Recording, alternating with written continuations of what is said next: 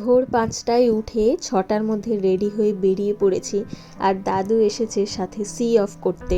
আমাদের Uber book করাই ছিল। প্রথমে আগরপাড়া থেকে একজনকে তুলে তারপরে আমি আর শ্রীময়ী উঠলাম এখান থেকে, এবং এরপরে আমরা যাব Howrah. Hello everyone, welcome to madly Rockerz blog channel. আমার একটি ব্যস্ততম সপ্তাহের সময়সূচি আমি দুটো ভ্লগের মাধ্যমে তুলে ধরছি। এটা হলো পার্ট 2।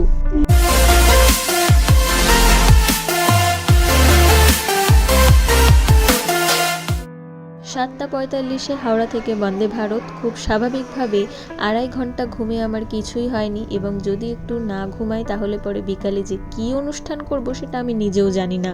তাই সূর্যি মামাকে একটু ঢেকে দিয়ে ঘুমের প্রস্তুতি নিলাম। তবে ঘুম বেশিক্ষণ স্থায়ী হলো না, কারণ প্রথমে এলো জল, তারপরে এলো চা, এবং তারপরে অবশেষে আমাদের প্রাতরাশ। সুইট কর্ন আমার খুবই পছন্দের। সকাল বিকাল রাত যখন দেবে আমি তখনই খেয়ে নেব। স্টেশন এসে গেছে, প্ল্যাটফর্ম বোলপুর। ভেবেছিলাম গিয়ে একটু ঘুমাবো, কিন্তু সেটাও হয়তো এখন আর হবে না। এই নিয়ে 3 নম্বর বার শান্তিনিকেতন এলাম, কিন্তু এখানে নামলেই বেশ একটা অদ্ভুত ভালো লাগার অনুভূতি কাজ করে।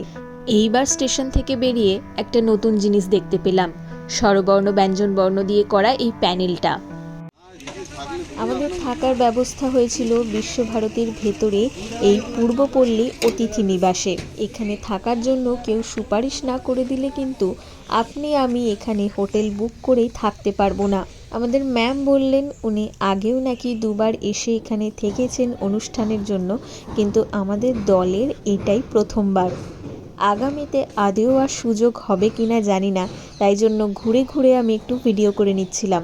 একটা জিনিস ভালো লাগলো যে প্রত্যেকটা রুমের পাশেই রাখা রয়েছে একটা মস্ত বড় ডাস্টবিন। প্রথমে আমাদের এই ঘরটা দেওয়া হয়, এবং বাথরুম দেখে তো আমার চক্ষু ছানা বড়া। এত বড় বাথরুম যে এইখানেই একটা আলাদা করে চৌকি ধরে যাবে। যাই হোক, পরে আমাদের রুমটা চেঞ্জ হয়, একটা 4 বেডরুমে আমাদের 4 জনকে দেওয়া হয়, এবং আমরা সবাই ফ্রেশ হয়ে চলে আসি লাঞ্চ করতে। প্রত্যেকটা জিনিস অসাধারণ ছিল খেতে, যদিও আমি অর্ধেক জিনিস খাইনি, শুধু মাছ খেয়েছি আর ফুলকপি খেয়েছি।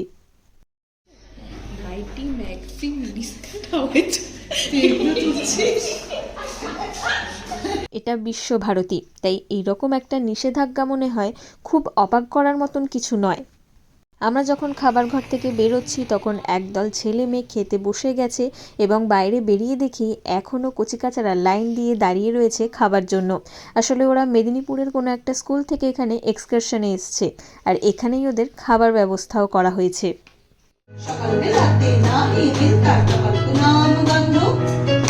ঘরে এসে 1 ঘন্টা একটু রেস্ট নিয়ে, ঘুম হয়নি, শুধু একটু চোখটা বন্ধ করেছিলাম, এবং তারপরেই আমাদের শুরু হয় মিউজিক রিহার্সাল।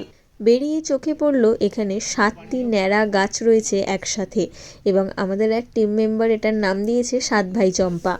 5:30টার মধ্যে তৈরি হয়ে মিউজিক রিহার্সাল সেরে আমরা বেরিয়ে পড়ি বাংলাদেশ ভবনের উদ্দেশ্যে, যেখানে আমাদের অনুষ্ঠানটি হবে।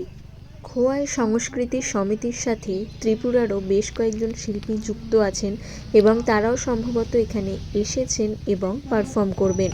6 এবং 7 তারিখ 2 দিন ধরেই হবে এই অনুষ্ঠানটি। আমাদেরও 2 দিনই থাকার কথা, কিন্তু আমার যেহেতু আবার আগামীকাল বিয়ে বাড়ি রয়েছে, তাই সকালবেলা ট্রেন ধরে আমি এখান থেকে চলে যাব, এবং আন্টি এবং আরও টিম মেম্বার্সরা থাকবে। এরকম একটি মঞ্চে দাঁড়িয়ে অনুষ্ঠান করতে পারাই ভাগ্যের ব্যাপার। বিশ্বভারতীর যিনি প্রাক্তন ভাইস চ্যান্সেলর, তিনিই আমাদের দলের নাম এখানে সুপারিশ করেন। আগামীকাল আমাদের বিশ্বভারতীর বর্তমান ভাইস চ্যান্সেলরের সাথেও ডিনারের কথা রয়েছে, কিন্তু দুঃখের বিষয় চলে যেতে হবে, আমরা তো সেই সুযোগটা পাবো না। আমাদের ম্যাডাম থাকবেন, এবং আরও যিনি রয়েছেন আমাদের দল থেকে তিনিও থাকবেন। আমি আর শ্রীময়ী চলে যাব। অনুষ্ঠান 1 ঘন্টা দেরিতে চলছিল, তাই বেশ অনেকক্ষণই বসতে হলো আমাদের। আর ভীষণ ঠান্ডা, তাই সোয়েটারটা আমরা খুলে স্টেজে উঠব ভাবলেও আমরা শেষ অবধি সোয়েটারটা পরেই স্টেজে উঠি।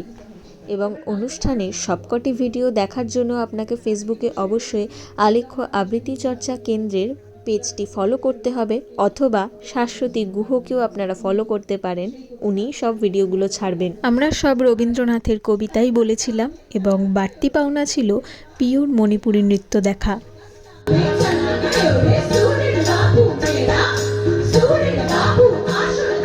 সকল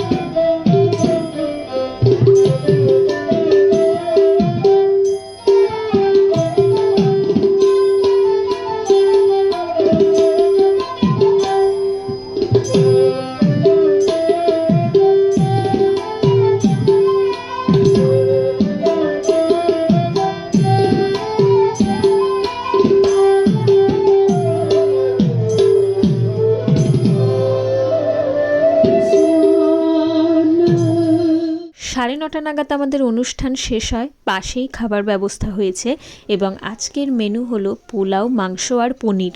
বিয়েবাড়িতে এত মাংস খাচ্ছি অরুচি ধরে গেছে, তাই আজকে আমি শুধু পোলাও আর পনির খেয়েছি। ভোরবেলা 5টার সময় উঠে পড়েছি, প্রচণ্ড ঠান্ডা। 5:30টার সময় গাড়ি আসবে, প্রথমে আমাদের দুজনকে স্টেশনে ছাড়তে যাবে এবং তারপরে দিদিরা যাবে আখের রস খেতে। বাইরে বেরিয়ে দেখলাম ঘুটঘুটে অন্ধকার, শুধুমাত্র গাড়ির হেডলাইট ছাড়া কিছুই দেখা যাচ্ছে না। রাতের বেলা 12:30টার মধ্যে ঘুমিয়ে পড়েছিলাম ঠিকই, কিন্তু নতুন জায়গা, নতুন বিছানা, ঘুম আসতে দেরি হয়েছে। ঠান্ডার জন্য ঠিক মতন ঘুমও হয়নি। ইচ্ছা ছিল বাড়ি গিয়ে একটু রেস্ট নেব, কিন্তু কালকেই খবর পেলাম এক্ষুনি বাড়ি পৌঁছেই আবার নাচের ক্লাস ছুটতে হবে। স্টেশনে যখন পৌঁছালাম, পূব দিকের আকাশে আলো ফুটছে ধীরে ধীরে এবং আমাদের 6:27-এর ট্রেন। খুব স্বাভাবিকভাবেই দেরিতে আসবে ট্রেন, সেটা বোঝা যাচ্ছে। এখন স্টেশনে কিছুই করার নেই, তাই দুই বন্ধু মিলে একটু ভোরের ঠান্ডা উপভোগ করছি। 6:35-এর মধ্যে ট্রেন ঢুকে যায় স্টেশনে এবং আমরাও উঠে পড়ি, অর্থাৎ ট্রেন খুব বেশি দেরি করেনি। যাই হোক, কালকে অনুষ্ঠান থেকে এই মেমেন্টোটা আমরা পেয়েছি সবাই। কিছু মাস আগে আমি একটা রবীন্দ্রনৃত্যের ওয়ার্কশপ করেছিলাম এবং সেখান থেকে এই বইটি নিয়েছিলাম। তখন ওদের স্টকে না থাকায় ওরা বলেছিল যে আমাকে কুরিয়ার করে দেবে, কিন্তু আমি এখন যেহেতু শান্তিনিকেতনে এসেছি তাই হাতে হাতেই নিয়ে নিলাম। সেই বইটাই আমি খুলে বসেছিলাম যখন ট্রেনটা ছাড়ে। যারা রবীন্দ্রনৃত্য সম্পর্কে জানেন না অথচ জানতে চান, তারা অবশ্যই এই বইটা পড়বেন, অনেক কিছু জানতে পারবেন। বইটা খুলে বসেছিলাম এবং সামনেই কিছু মহিলা গল্প করছিল। তারা একটি অনুষ্ঠান করে শান্তিনিকেতন থেকে ফিরছে। গল্পের মূল বিষয় এই ছিল যে একটি মেয়ে তার চাকরি সামলে নাচের প্রোগ্রাম করলেই ভেবে নিত যে সে অনেক কিছু করে ফেলছে জীবনে। তারপর তার বিয়ে হলো, সে বুঝলো যে আগের জীবনটা অনেক সহজ ছিল। তারপর তার বাচ্চা হলো, তখন সে বুঝতে পারলো যে সংসার সামলে একটা নাচের প্রোগ্রাম করাটা আরও বেশি কঠিন কাজ। এবং অন্য একটি মহিলা বলছিল যে সে তার ছেলে মেয়েকে বাড়িতে রেখে যায় বটে নাচের রিহার্সালে, কিন্তু তার জন্য তার মেয়ের নাকি পড়াশোনার ক্ষতি হচ্ছে এবং সেটার জন্য সে খুব গিল্টি ফিল করে।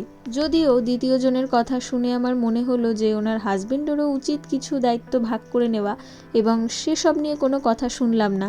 এই পর্যায়ে পৌঁছতে আমার অনেক দেরি আছে বটে, তবে এসব শুনলে একটু ভয় তো লাগেই যে কি করে পরবর্তী পর্যায়ে আমিও সব কিছু ম্যানেজ করে চলবো। গল্প শুনতে শুনতে ঝিমোতেই আমরা পৌঁছে গেলাম ব্যান্ডেল। ট্রেনটা হাওড়া অবধি হলেও ঠিক করেছিলাম হয় ব্যান্ডেল বা চন্দননগর নামবো। ব্যান্ডেল থেকে যদি নৈহাটির ট্রেন পাওয়া যায় তবেই ব্যান্ডেলে নামবো, নয়তো চন্দননগর নেমে বালি হয়ে ফিরবো।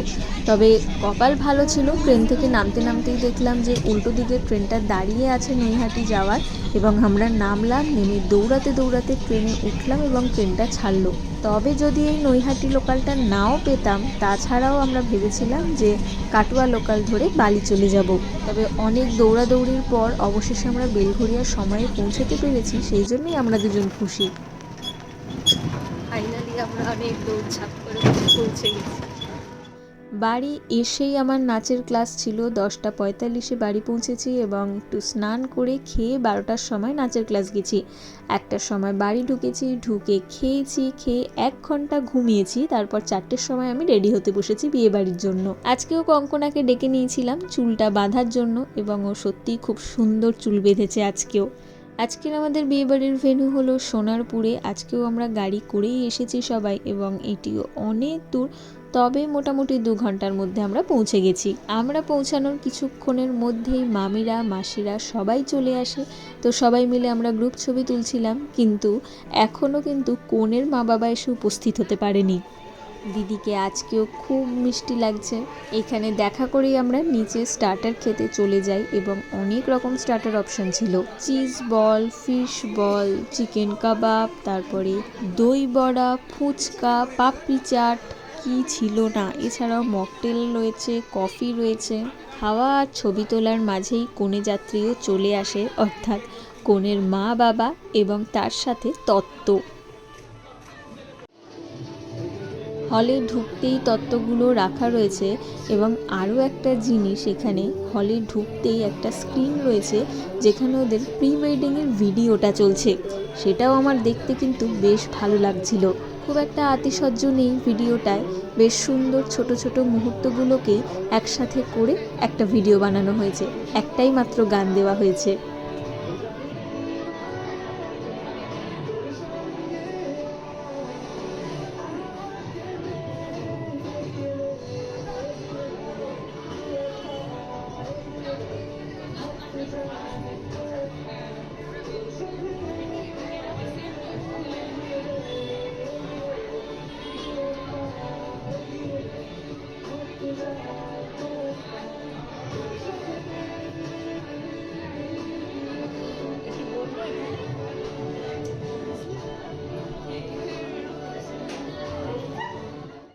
এরপর আমরা সবাই খেতে চলে গেলাম এবং এখানে একটা অদ্ভুত রিচুয়ালস হলো যেটা আমি আগে কখনো দেখিনি। আমাদের দিদি আমাদের সবার পাতে একটু একটু করে পায়েস দিল। এটা কোন নিয়ম একটু জানা থাকলে বলবেন। ভেজ ননভেজ মিলিয়ে অনেক রকম আইটেম রয়েছে এবং সবকটাই আমি একটু একটু করে নিয়ে চেখে দেখেছি। তবে এই যে আমি এত বিয়েবাড়ির ছবি পোস্ট করছি, সবাই আমাকে একটাই প্রশ্ন জিজ্ঞেস করছে যে তোর বিয়েবাড়ি কবে শেষ হবে। কেউ বিয়েবাড়ি পাচ্ছে না, আর বিয়েবাড়ির ডেট হলে আমাকে ফাঁকা পাওয়া যাচ্ছে না। সবাই এত নজর দিয়েছে, মনে হয় না পরের বছর আমি আর একটাও বিয়েবাড়ির নিমন্ত্রণ পাচ্ছি। খাওয়া দাওয়া শেষ করে 11টা নাগাদ আমরা বেরিয়ে পড়লাম বাড়ির উদ্দেশ্যে। একটাই বাঁচোয়া, বাড়ি গিয়ে একটু ঘুমাতে তো পারবো এবং কালকে আমার ওয়ার্ক ফ্রম হোম করলেও হয়ে যাবে। পরপর 2 দিন ঘুম না হওয়ার পরে আবার যদি পুরো সপ্তাহ অফিস যেতে হতো, ভগবান জানে কি হতো। এত কিছুর মধ্যে আমি কীরকম সেজেছি সেটাই দেখানো হয়নি। এই আমার লুক এবং কিছু ছবি আমি শেষে দিয়ে দিচ্ছি। শুধু আমি কেন, সবার সাজগোজটাই মেমোরেবল হয়ে থাকুক। এই ছিল আমার একটি ব্যস্ততম সপ্তাহের কয়েকটা দিন। তবে আমি মনে করি কাজই ভগবান এবং হাতে কাজ থাকা খুবই ভাগ্যের ব্যাপার। তাই আমার হাতে এত কাজ কেন সেই নিয়ে আমি কখনোই অভিযোগ জানাই না। আপনাদেরও নিশ্চয়ই কখনো কখনো এরকম ব্যস্ততার মধ্যে দিয়ে কাটে এবং সেই সময়গুলো আপনারা কিভাবে হ্যান্ডেল করেন কমেন্ট করে জানাবেন। আজকের ভিডিওটা এইটুকুই, দেখা হবে আবার পরের ভিডিওতে। টাটা।